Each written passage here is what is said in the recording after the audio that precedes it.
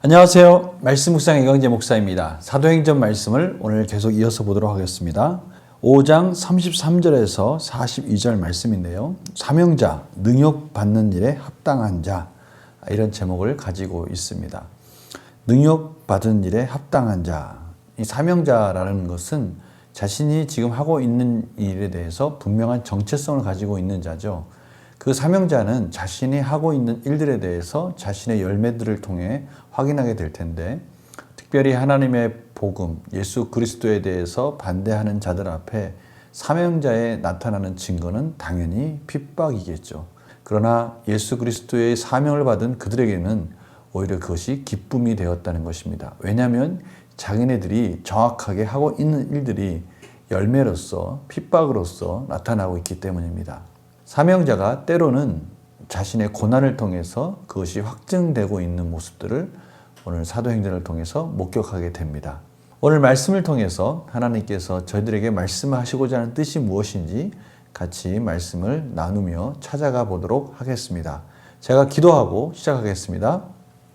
하나님 아버지, 오늘도 말씀을 주셔서 감사합니다. 말씀 가운데 있다는 것이 복이고 말씀을 따라간다는 것이 저희들에게 능력이고 힘입니다.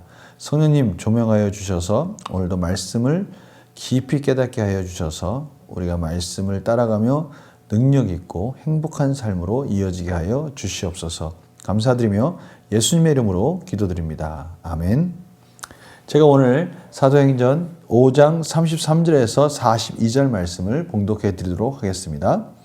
그들이 듣고 크게 노하여 사도들을 없이하고자 할세 바리새인 가말리엘은 율법 교사로 모든 백성에게 존경을 받는 자라.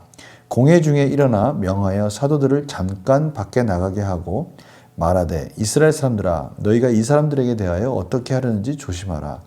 이전에 드다가 일어나 스스로 선전하며 사람이 약 400명이나 따르더니 그가 죽임을 당하며 따르던 모든 사람이 흩어져 없어졌고 그 후 호적할 때에 갈릴리 유다가 일어나 백성을 꾀어 따르게 하다가 그도 망한즉 따르던 모든 사람들이 흩어졌느니라. 이제 내가 너희에게 말하노니 이 사람들을 상관하지 말고 버려두라.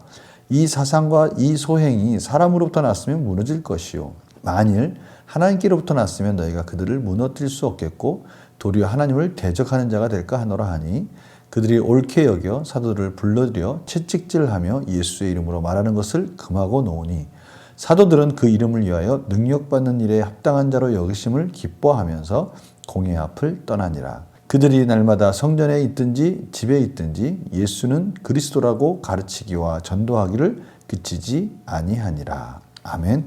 오늘 말씀 가운데 이 바리새인 가말리엘, 이 가말리엘이 참 지혜로운 말을 합니다. 이것이 사람에게서 났는지 하나님에게서 났든지 그것은 두고 보자, 그렇게 말을 하는 것이죠. 왜냐하면 이전에 드다가 죽고 갈릴리 유다가 도망갔을 때 그 무리들이 흩어졌다라는 것이죠. 그것이 사람에게서 났다면 그 사람이 사라지는 순간 그 모든 것이 사라진다는 것입니다.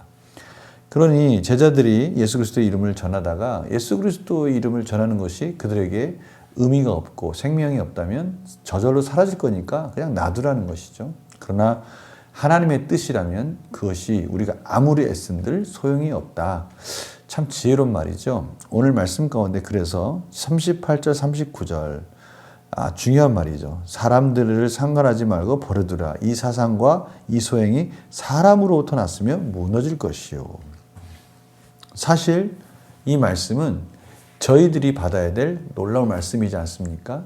저희들이 사는 삶, 저희들이 사는 이 모든 삶 속에서 하나님의 뜻 가운데 순종할 때 그 모든 일들을 하나님이 책임져 주시고 붙들어 주시기 때문에 그 열매들이 당연히 나타난다는 것이죠. 우리가 이거 얼마나 큰 비전이고 큰 뜻입니까? 하나님의 나라를 위해서 달려갈 때 하나님의 뜻이라면 그 열매가 반드시 있다는 겁니다. 또한 그런 열매가 반드시 있다는 것은 또 스스로에게도 증거가 나타난다는 건데요. 오늘 사도들을 보니까요. 자신들이 능력받는 일에 대해서 기뻐한다는 거예요. 사도행전의 큰 두 가지 테마, 하나는 담대함, 하나는 기쁨. 초대교회 성도들이 모여서 떡을 나누고 그들이 모여서 교제할 때 기쁨이 넘쳤지 않습니까? 그것은 예수 그리스도 안에서 하나됨의 기쁨입니다. 또 오늘 여기 보니까요. 제자들이 자신들이 채찍질 맞고 능욕받는 것에 대해서 기뻐했다는 거예요. 왜요? 당연한 거 아닙니까? 그들이 만약에 채찍을 맞지 않고 능욕당하지 않는다면 어떻게 보면 그들은 자기 편이라고 생각을 하는 거죠. 그러나 지금 이렇게 이들을 핍박하는 것은 자기 편이 아니라는 증거고, 자기 편이 아니라는 증거는 사도들의 입장에서 보면은 자신들이 복음을 온전히 전하고 있다는 증거 아니겠습니까? 그러면서 그들이 성전에 있든지 집에 있든지 어디를 가든지 예수 그리스도의 이름을 가르치고 또 전도하고 예수 그리스도에 대해서 그 복음 전하는 것을 그치지 아니하였다라고 말씀하고 있습니다. 저는 오늘 말씀을 보면서 참으로 우리가 가는 이 길이 바른 길인지 아니면 잘못 가고 있는지에 대해서는 우리의 증거가, 우리의 열매가 그것을 확인해 준다는 것.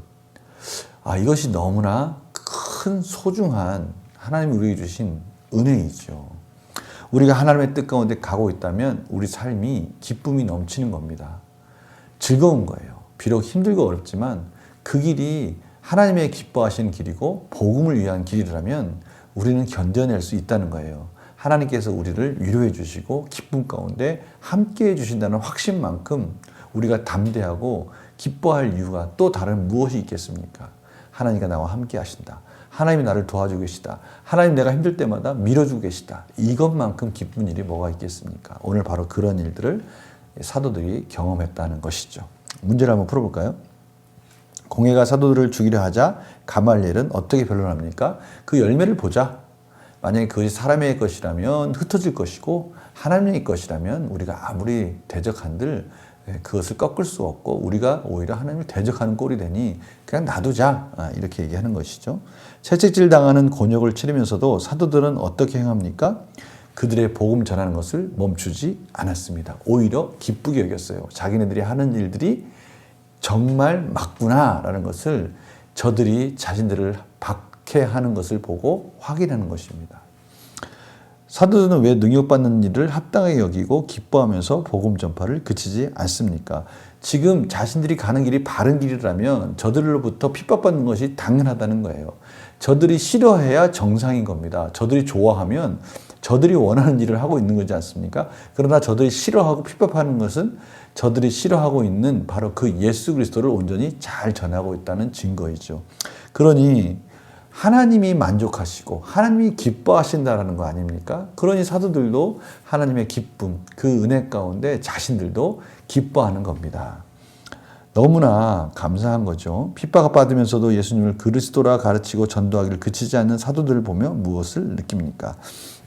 그러니까요, 저는 오늘 이 말씀을 보면서 저희들이 바라봐야 할 그 초점, 그것은 우리가 지금 고난 가운데 힘든 역경 가운데 있는가, 그것을 바라보지만 그 고난과 힘든 일들이 왜 일어나고 있는지, 혹시 그것이 하나님 나라를 위해서 우리가 감당해야 될 거라면 우리는 기뻐할 수 있다는 것이죠. 그것이 하나님의 뜻이라는 것에 대한 깊은 묵상 속에서 주시는 하나님의 기쁨을 맛보아야 하나님의 일을 계속 할 수 있는 겁니다. 그 부분에 있어서 우리는 분명히 깨달아야 되는 것이죠.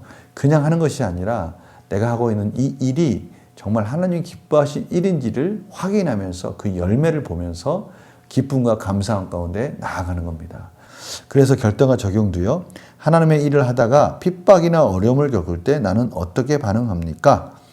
그 핍박과 어려움을 보는 것이 아니라 그 이면에 있는 하나님의 나라를 위한 일인지 하나님이 기뻐하신 일인지를 봐야 되는 것이죠. 그래서 오늘 보니까요. 결단과 적용에 주변에 믿지 않는 자들에게 예수 그리스도를 가르치고 전파하기 위해 무엇을 결단하겠습니까? 저 같은 경우는 지금 전도하기는 어렵지만 지금 제가 하고 있는 이 목회 과정 속에 더 풍성히 하기 위해서 제가 무엇을 해야 할까? 그것을 고민하게 됐습니다. 성도님들은 어떻게 생각하십니까? 성도님들은 지금 성도님들의 삶 속에서 하나님 나라를 위해서 무엇을 할 수 있는가? 한번 결단해 봐야 된다는 것이죠. 정말 이 일이 하나님이 기뻐하신 일이라면 반드시 거기에는 열매가 있고요. 하나님 안에서 그 열매가 확인될 때 우리는 기뻐할 수가 있고 또 기뻐함 속에서 더 풍성히 그 일을 감당할 수가 있습니다. 오늘 말씀을 통해서 저희들 삶을 다시 점검하면서 그것이 하나님의 일이라면 우리 혹시 실망하고 좌절하고 있었던 자리였다면 다시 일어나서 하나님 안에서 열심히 달려가는 우리의 삶이 되기를 원하고요. 이제 우리 삶 속에서 박차고 일어나서 교회를 위해서, 나라를 위해서 열심히 기도하는 저희들의 삶으로 또 열심히 달려가는 삶으로 도전하였으면 합니다. 제가 기도하고 마치겠습니다. 하나님 감사합니다. 오늘 말씀을 통해서 우리의 삶에 일어나는 핍박과 또 어려움과 고난이 중요한 것이 아니라 그 일들이 왜 일어나는지, 그 열매가 무엇인지 그 일들을 점검하라고 하나님께서 말씀하셨습니다.